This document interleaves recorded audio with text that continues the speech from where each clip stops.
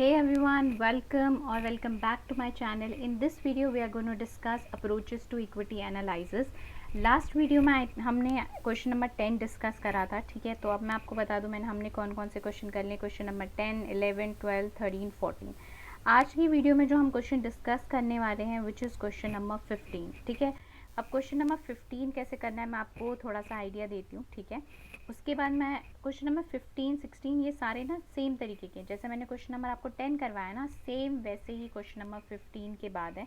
अगर आप देखोगे क्वेश्चन नंबर 15 में इफ़ यू सी, तो क्वेश्चन नंबर 15 के अंदर अगर आप फोकस करेंगे तो यहाँ पे देखो आपको फर्स्ट और सेकंड का जो डिविडेंड रेट है वो 10% है, थर्ड ईयर का 8% है, फोर्थ ईयर का 10% है, फिफ्थ ईयर के बाद फिर 8% है। तो what you have to do, देखो आप फर्स्ट और सेकंड का जो डिविडेंड निकालोगे वो 10% से निकालोगे, थर्ड ईयर का 8% से निकालोगे, फोर्थ ईयर का 10% से निकालोगे, फिर फिफ्थ ईयर के बाद यहाँ पे कांस्टेंट है, ठीक है।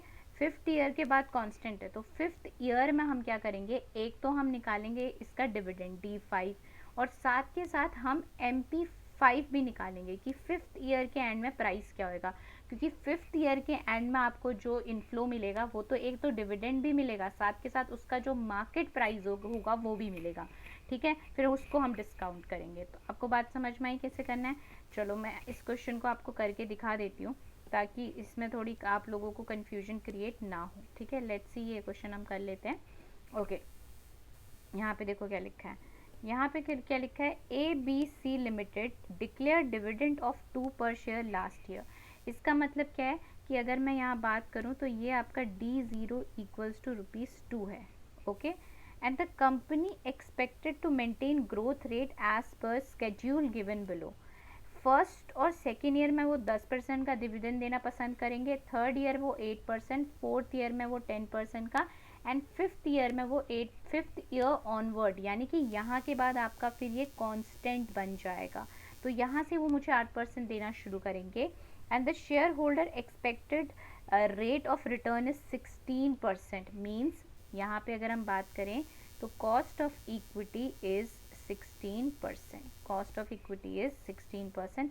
Advise whether the share is worth buying at 30 rupees 30। तो ये तो हम देखेंगे बाद में, पहले मैं ये तो निकाल दूँ कि अगर मेरे को एक शेयर पे 2 रुपये का डिविडेंड मिला है लास्ट ईयर और उस पर मुझे फ्यूचर में इतना इतना % डिविडेंड मिलने वाला है और फिफ्थ ईयर ऑनवर्ड के बाद मुझे 8% के हिसाब से मिलेगा, तो आज उसको 30 रुपये में ख़रीदना मेरे लिए वर्थ रहेगा या नहीं रहेगा वो तो मैं डिसाइड करूँगी, लेकिन निकालूँ तो सही आज के टाइम में उसका प्राइस जो मार्केट प्राइस है पीरियड 0 होना क्या चाहिए, तब मैं कंपेयर करूँगी। बात समझ में आई? ओके, चलो ठीक है। तो सबसे पहले आप यहाँ पे देख लो कि हम क्या क्या करेंगे। मैं यहाँ पे एक तरीके से आपका ना टेबल बना लेते हैं, ठीक है। सो यहाँ पे हम लिख लेते हैं ईयर, ठीक है। यहाँ पे हम लिख लेते हैं कैश इनफ्लो, ठीक है।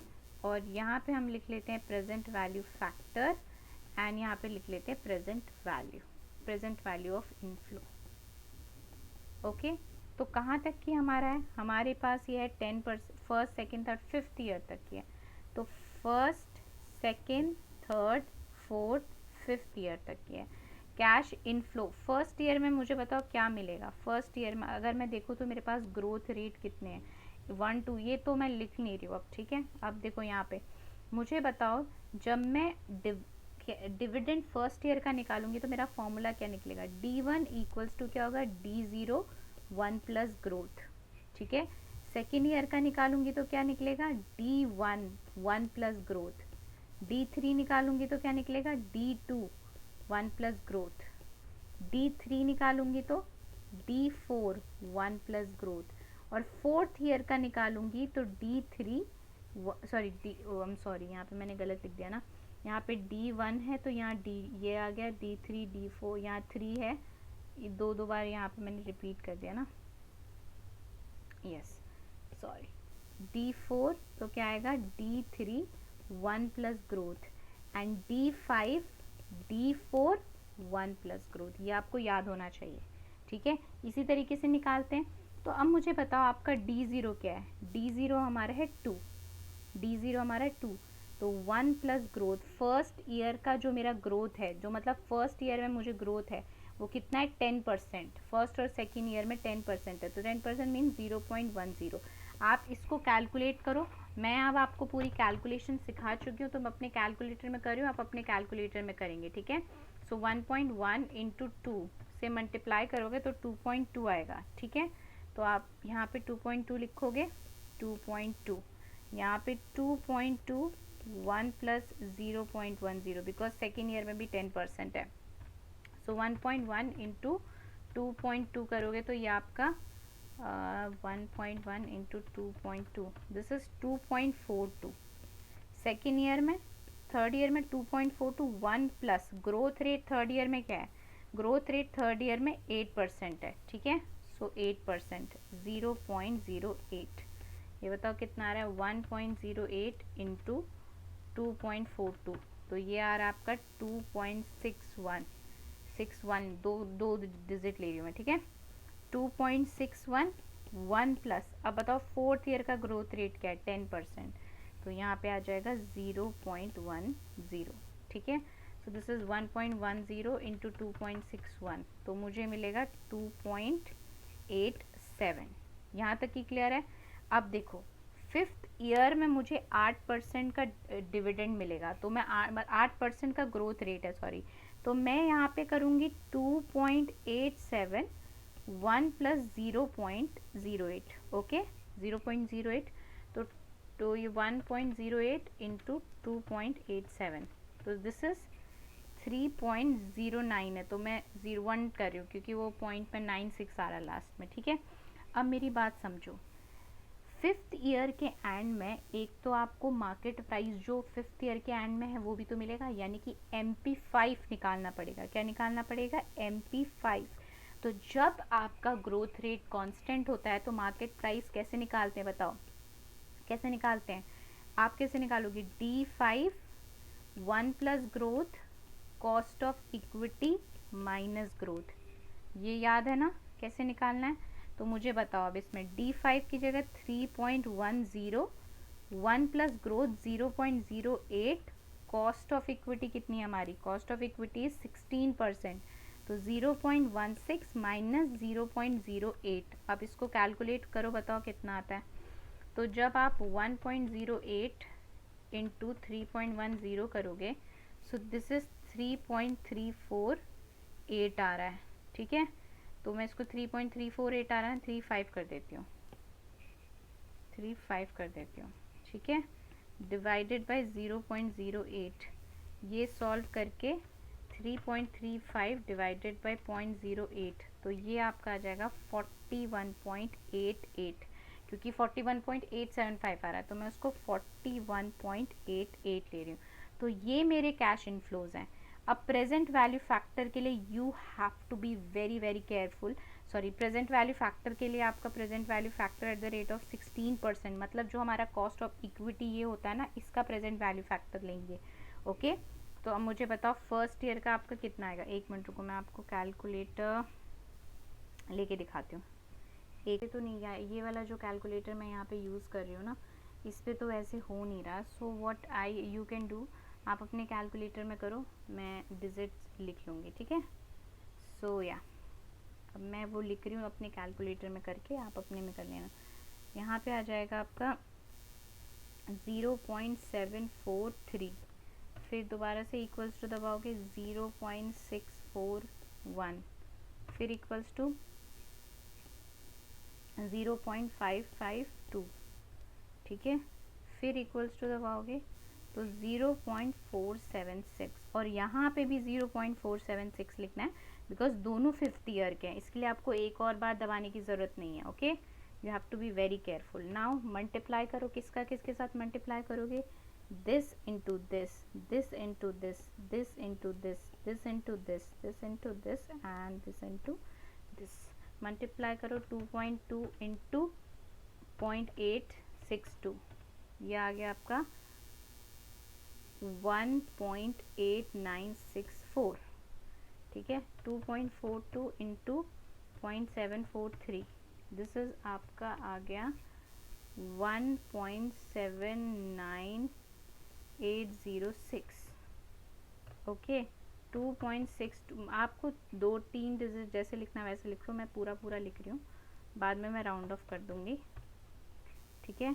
सो दिस इज़ 1.67301 एंड 2.87 इंटू 0.552, तो ये आपका आ जाएगा 1.58424, 3.10 इंटू 0.476, सो दिस इज़ आपका 1.4756, 41 पॉइंट कितना है ये 88 इंटू 0.476, सो दिस इज़ आपका 19.93488। अब इसको सबको टोटल कर दो तो ये आपका आ जाएगा प्रेजेंट वैल्यू, ठीक है। 1.8964 प्लस 1.79, वैसे तो इट्स बेटर कि हम 3 डिजिट में ही कर लें, राइट। तो 3 डिजिट में ही कर लेते हैं तो वो बेटर रहेगा। सो दिस इज़ 1.896, इसको हटा देती हूँ, इसको भी हटा देती हूँ, इसको भी हटा देते हैं, इसको भी हटा देते हैं, इसको 6 कर देते हैं, इसको हटा देते हैं, एंड 193, इसको 5 कर देते हैं और इसको हटा देते हैं, ठीक है। ये सही रहेगा कैलकुलेशन के लिए। 1.896 प्लस 1.798 आप मेरे साथ कर रहे हो ना, plus 1.673 plus 1.584 plus 1.476 plus 19.935, so this is आपका 28.362, यानी कि देखते कितना आ रहा है हमारा, यस 28.34 आ रहा है हमारा, 28.362 आ रहा है, बात वही होगी, तो एकदम वही है, ठीक है। देखो आपका जो है वो मार्केट प्राइस, आपका थ्योरेटिकल जो हम निकालते हैं ना, ये थ्योरेटिकल मार्केट प्राइस होता है।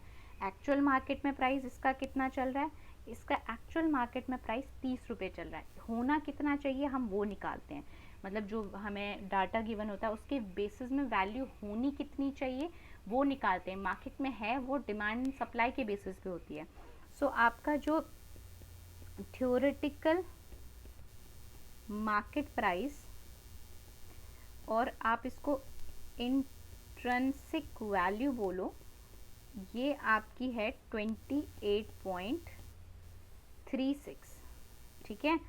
लेकिन इसका जो मार्केट प्राइस है, market price actual market price है वो आपकी 30 रुपये है, यानी कि आपके हिसाब से थ्योरेटिकल मार्केट प्राइस वो है क्या है, लेस है, और यू कैन से कि आपका market price is greater than theoretical market price, जो कि है 30 रुपये, इज़ ग्रेटर देन 28.36। आपके हिसाब से उसकी वैल्यू आज के टाइम पे 28.36 होनी चाहिए, लेकिन 30 रुपये, यानी कि आपके हिसाब से अभी उसकी वैल्यू ज़्यादा है।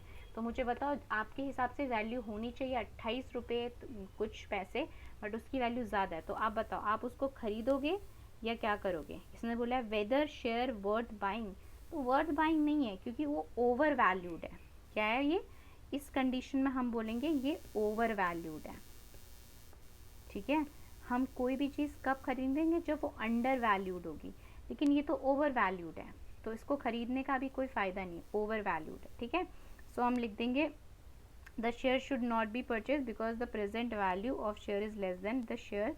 ये अपनी लाइन में लिख सकते हो कि आपका जो मार्केट प्राइस है, ठीक है, market price of share is greater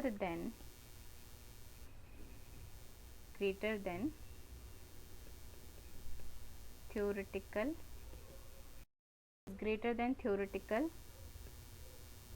market value, means share is overvalued, hence it's not worth buying। ठीक है जी, इज़ दैट क्लियर? आपको ये चीज़ समझ में आ गई, ये वाला क्वेश्चन क्लियर है? Is that clear? Is this question is clear to you now? Okay, I hope आपको क्वेश्चन नंबर 15 भी आप क्लियर हो गया। अब आपके क्वेश्चन नंबर 15 भी हो गया है। नेक्स्ट वीडियो में मैं इसके सिमिलर क्वेश्चन को डिस्कस करूँगी कि कौन कौन से सिमिलर है जो आप खुद ट्राई कर सकते। Okay, so this is all about this video. Till then next video, bye bye and take care of yourself.